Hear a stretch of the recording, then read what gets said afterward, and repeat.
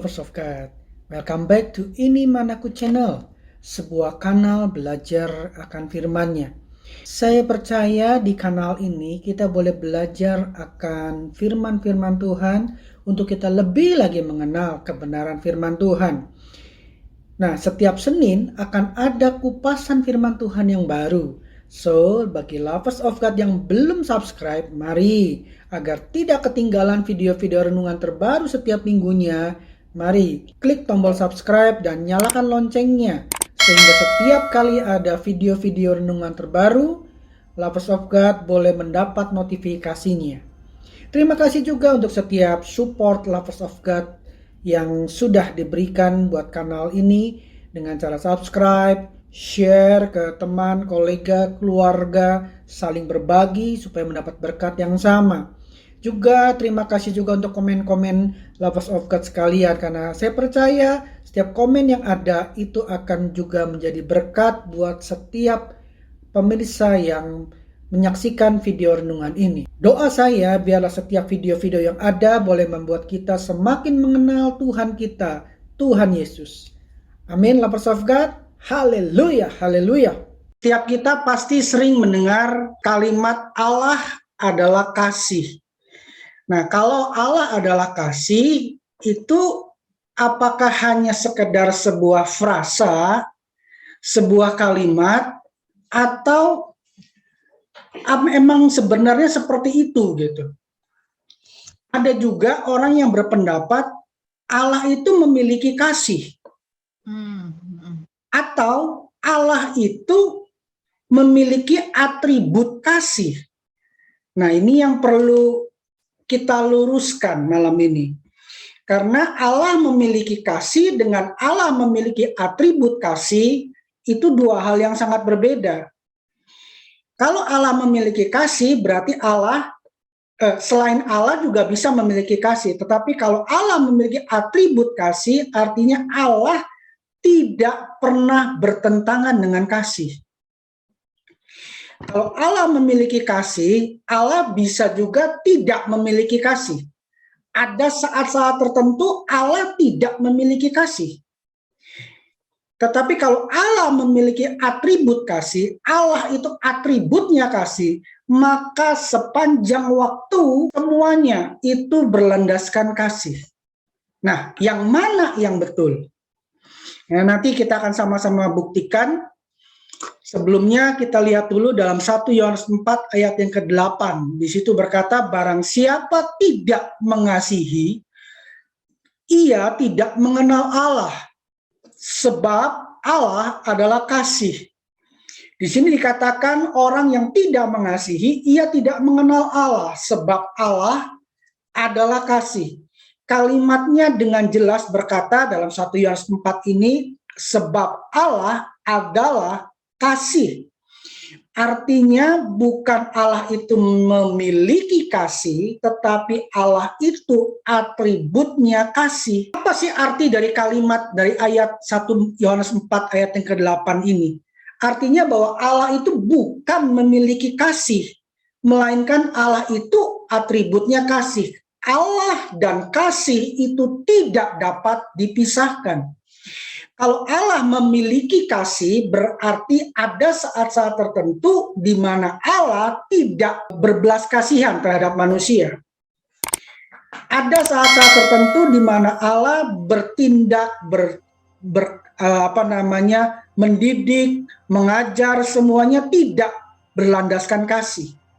Tetapi karena Allah adalah kasih, artinya dalam setiap tindakan, setiap perkataan, setiap ajaran, setiap didikan, setiap rencana, setiap pemikiran Tuhan atas setiap kita, bahkan atas seluruh dunia, alam semesta ini, semuanya tidak dapat dipisahkan dari kasih. Ada kasih di dalam setiap hal-hal seperti itu. Kedua hukum ringkasan Yesus selalu diawali dengan kata kasih. Artinya penting banget arti dari kasih itu sendiri. Kenapa? Karena Allah itu adalah kasih itu sendiri. Tadi 1 Yohanes 4 berkata apa? Sebab Allah adalah kasih. Jadi buat Tuhan kasih itu bukan tambahan atau suplemen, tetapi buat Tuhan kasih itu adalah jati dirinya Tuhan. Kasih itu adalah atributnya Tuhan. Jadi bukan Allah memiliki kasih, tetapi Allah adalah kasih itu sendiri. Allah memiliki atribut kasih. Lalu kasih hubungannya di mana? Kalau Allah adalah kasih, God is love. Hubungannya di mana? Yuk kita lihat dari gematrianya. Siapkan rasa kagum kita ini, ya. Nah, kasih itu bahasa Ibrani adalah ahava. Nah, mungkin familiar di telinga kita yang pernah ke Holy Land, ya. Bahkan mungkin kita sering beli produknya, ya kan? Ahava.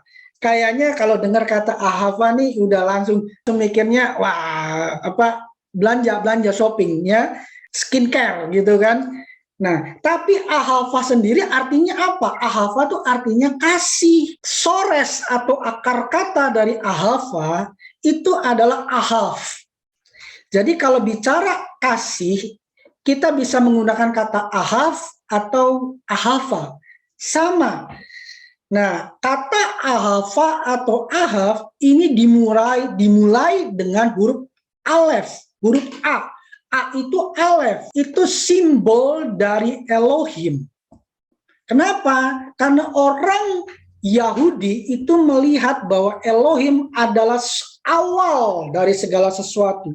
Kalau semua diciptakan oleh Tuhan, artinya Tuhan awal dari segala sesuatu. Allah itu pencipta, tidak ada yang menciptakan dia. Makanya orang Yahudi itu mempercayai Elohim adalah awal dari segala sesuatu. Nah, untuk menyatakan bahwa Elohim adalah awal dari segala sesuatu, mereka menggunakan simbol huruf A, alef. Kasih itu selalu identik hubungannya dengan Tuhan. Ketika bicara Tuhan, kita bicara kasih. Nah, lanjut. Ini yang luar biasa. Ahav, berapa angka gematrianya? Gematria dari Ahav adalah A, alef itu 1, H itu adalah H, 5, alef 1, dan Vav itu 6. Jadi kalau kita jumlahkan totalnya 1 tambah 5 tambah 1 tambah 6, itu jumlahnya adalah 13. Hashem 13, Ehad 13, Ahav 13. Sudah dari sananya Tuhan itu kasih. Nanti kita akan lihat hubungannya dengan Ahab dengan Ehad. Hubungannya apa? Nanti kita akan lihat. Kembali di sini Ulangan 6 ayat yang keempat. Dengarlah hai orang Israel, Tuhan itu Allah kita, Tuhan itu Esa. Nah, Tuhan Hashem gematrianya 13. Hashem gematrinya 13. Ehad gematrinya 13. Artinya Hashem itu korelasi dengan Ehad. Nah, Ehad gematrianya 13. Ahav gematrianya 13. Jadi Ehad itu berkorelasi dengan Ahav. Kalau Hashem gematrianya 13, Ahav gematrianya 13. Jadi Hashem itu berkorelasi dengan Ahav. Artinya Tuhan berkorelasi dengan kasih. Tuhan adalah kasih. God is love. Jadi dari angka-angka gematria ini, itulah yang di Alkitab sodorkan bahwa Allah adalah kasih. 1 Yohanes 4 tadi mengatakan bahwa orang yang tidak mengasihi Allah, orang yang tidak mengenal kasih, orang itu tidak mengenal Allah. Kenapa? Karena orang yang mengenal Allah, orang yang hidup dalam kasih. Karena Allah adalah kasih. God is love. Hashem is Ahav. Kesimpulannya apa? Yang pertama, bukti gematria dari Allah dan atribut Allah membuktikan bahwa Allah itu bukan memiliki kasih, melainkan Allah itu kasih itu sendiri. Dan bukti kasih terbesarnya Tuhan adalah Yohanes 3 ayat 16. Karena begitu besar kasih Allah akan dunia ini, sehingga ia mengaruniakan anak yang tunggal. Ya kan? Untuk apa? Untuk menebus kita, menyelamatkan kita, sehingga barang siapa yang percaya kepada namanya tidak binasa, melainkan beroleh hidup yang kekal. Itu adalah bukti kasih terbesar dari Tuhan. Kesimpulan yang kedua, dari atribut Ehad dan Ahav, yaitu love, kita juga bisa belajar bahwa kasih itu mempersatukan. Ehad itu bicara satu kesatuan, satu unity yang tidak dapat dipisahkan. Ahav itu adalah kasih. Jadi kasih itu mempersatukan. Hal inilah yang melatar belakangi perkataan Rasul Paulus. Karena Rasul Paulus ngerti banget. Karena dia adalah seorang rabi. Ya, muridnya Gamaliel. Gamaliel itu boleh dibilang Raban. Raban itu gurunya rabi. Gurunya dari guru. Ya. Apa perkataan Rasul Paulus? Kolose 3 ayat yang ke-14. Dan di atas semuanya itu kenakanlah kasih sebagai pengikat yang mempersatukan dan menyempurnakan. Ehad dan Ahav itu berkorelasi. Kenapa? Karena dengan kasih itu kita akan bisa mempersatukan. Dalam hal apa? Dalam segala hal. Kasih yang bisa merekatkan, kasih yang bisa mengikat, kasih yang bisa menyatukan, kasih yang bisa menyempurnakan. 1 Korintus 13 itu juga perkataan dari Rasul Paulus. Ya, itu adalah pasal yang bicara tentang kasih. Dari mana Paulus mengajarkan itu? Dari Ehad dan Ahav. Dari atributnya Tuhan sendiri. Kesimpulan yang ketiga, untuk kita bisa menyatu, berhubungan dengan Allah dan sesama dibutuhkan kasih. Makanya Yesus meringkas hukum terutama menjadi 2 dan selalu dibuka dengan kata kasihilah. Ya, ayat yang ke-37, Matius 22 berkata, jawab Yesus kepadanya, kasihilah Tuhan Allahmu.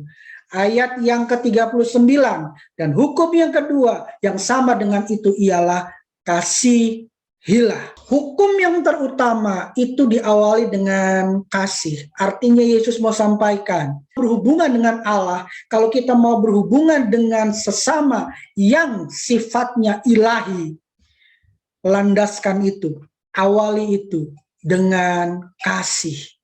Tanpa kasih, itu akan sia-sia.